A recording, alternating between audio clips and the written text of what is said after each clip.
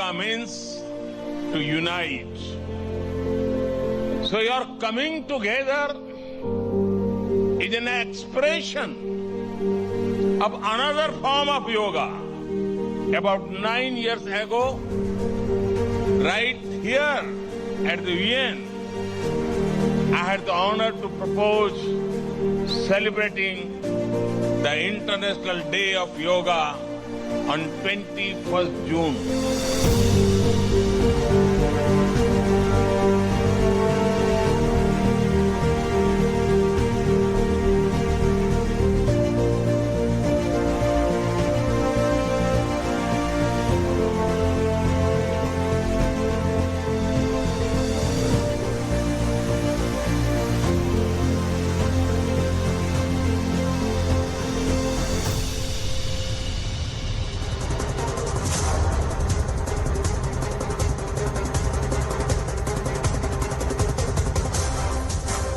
Namaste, Jai Hind and welcome to this edition of The Right Stand. I'm Anand Narasimhan. Prime Minister Narendra Modi, after leading the Yoga Day celebrations at the UN headquarters, where a Guinness record has been set with the people from the most number of nationalities coming together to do yoga. So that's also etched in the record books this day, the 8th version of the International Yoga Day, the 8th International Yoga Day, 21st of June 2023, etched in the record books. And post this, Prime Minister Narendra Modi will lead the global community as he's celebrating the International Yoga Day, and over 180 nations, prominent personalities all participating. But what's going to be more important is what Prime Minister Narendra Modi will do beyond, going forward. Because post this event, he then heads to Washington, D.C. around 8:30 p.m. IST. Prime Minister Narendra Modi will land at the Joint Base, Andrews Base at Washington, D.C. at about 11:40 p.m. India time. And Prime Minister will attend a Skilling for Future event at the National Science Foundation. US First Lady Jill Biden and PM Modi will also visit the National Science Foundation at 2:30 a.m. That's in the wee hours of Thursday.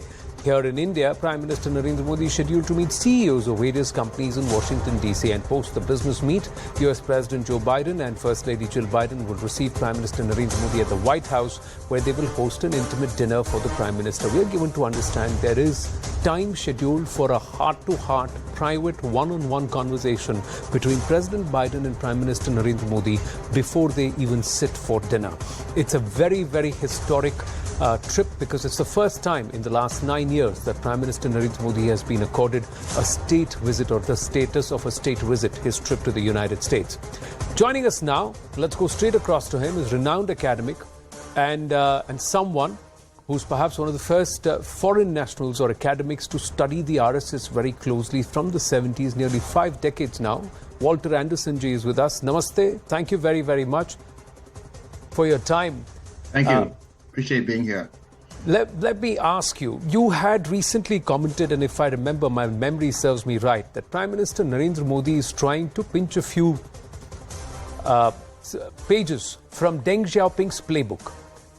Where do you see his current US visit and his engagement with the United States as part of that playbook?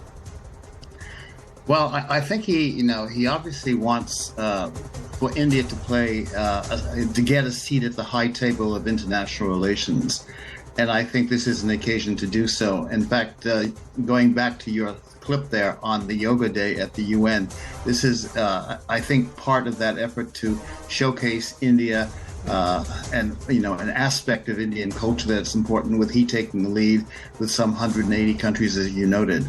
So I think that's an important part of this visit, and therefore somewhat comparable to previous Chinese efforts to get at the high table, which included visits by high-level Chinese officials to the U.S. And there's a lot of focus being put on this visit, both in India as well as here. And there are a couple of objectives I think the Prime Minister has. One is economically, to build up the economics, which the U.S. and India now have $190 billion in annual trade. I think they want to increase that over the next few years to $500 billion. The other element of the visit is security, obviously, where they will talk about issues, but you might want to sort of talk about sort of restraints on India, constraints regarding that. And obviously, the major strategic issue is China and the Indian Ocean. Then, not to be overlooked is interaction with the Indian American community. Yes. The Indian American community is at 4.5 million, growing relatively rapidly. And it's the wealthiest and best educated community in the United States and plays a role, as we saw during the debates in Congress on the nuclear deal. The Indian American community played a role and continues to play a role in American politics. But what do you think will be the key takeaway, the one big takeaway that Prime Minister Narendra Modi would want to come away with? One big takeaway, I think, is recognition of India as a world leader. And I think our government is preparing to do that, that it takes him seriously, it takes India seriously, and India is a player at the high table, which is something I think that Prime Minister Modi has sought for the last few years to do that India has a seat at the high table of international politics. But what's in it for America? Because America is also known to exact its pound of flesh, Walter. So, yes, in fact, some Congress people wrote a letter, as you may know, some 75, suggesting that President Biden, in effect, lecture Prime Minister Modi on human rights issues. The White House has said it's not going to lecture. It almost certainly will bring them up. And in fact, India may bring up issues in the United States as well regarding that question. But I think neither one plans to make a big issue of it. I think they will draw attention to it and not make a big issue of it. Because there are other things. For Prime Minister Modi, I think it's India gets a seat at the high table, and I think President Biden, for a whole variety of reasons, is willing to go along with that. And the other thing, and to do that, is to build up supply chain linkages with India. You're already getting major U.S. companies beginning to sort of invest in India. The Prime Minister has already met with U.S. business people yesterday, and he's planning to do so in the future, including with Musk, who has talked about opening a factory in India to manufacture electrical vehicles. But can India play a stabilizing factor in the Indo-Pacific? Does India have that economic prowess? Because that's, again, something which Deng Xiaoping had envisioned, that China can grow stronger only if it's a strong economy. PM Modi seems to be working in that direction. Well, I think that is. And not only Modi, but his External Affairs Minister, Jai Shankar, has often argued that Indian foreign policy is strengthened by a strong India. And I think that's no doubt that's the case. And I think the Prime Minister believes that as well, that the stronger the economy, the more clout that India has, the more respect it has. And in the case of the Indian External Foreign Ministry, it's how you train people. The Indian foreign minister officers, like the U.S., had usually a weak training in economics because the focus was not on economics. The focus was on something else. He, at that time, this is a couple of years ago, had said that the Indian Foreign Ministry, External Affairs Ministry, had to focus in its overseas work more on economics. And I think that you have something like that in the United States as well, where there's more focus on economics and how to advance the economic interests of our countries. And in the case of India, I think that's clearly the case. Look at this visit. Who's going along? I mean, it's very focused on developing links with private American enterprise, with the hope that private American enterprise invests more with India, and it's starting to happen already. And the other interesting question is, as more industry in China begins to get nervous about being in China, where do they go? And I think, one of the aspects of that is to look at India as an alternative. Prime Minister Narendra Modi derives his roots from the RSS, from the Sangh. And time and again, there's been an effort to paint him, even by the Congress party closer home and abroad, by those who are spinning a narrative that he's a Hindutvavadi, a fascist leader, a Hindu nationalist leader who has fascist intentions. Would you agree with such a narrative or such an observation? No, it's much too simplistic. It's the RSS as an organization is very complex in itself, has a number of groups within it. In fact, people should read my most recent book that came out 2 years ago on the RSS, where I go into a whole range of issues and where there's internal debate on issues. So it's not nearly as cohesive and as together on issues on major issues, there are debates. Take the labor question, for example.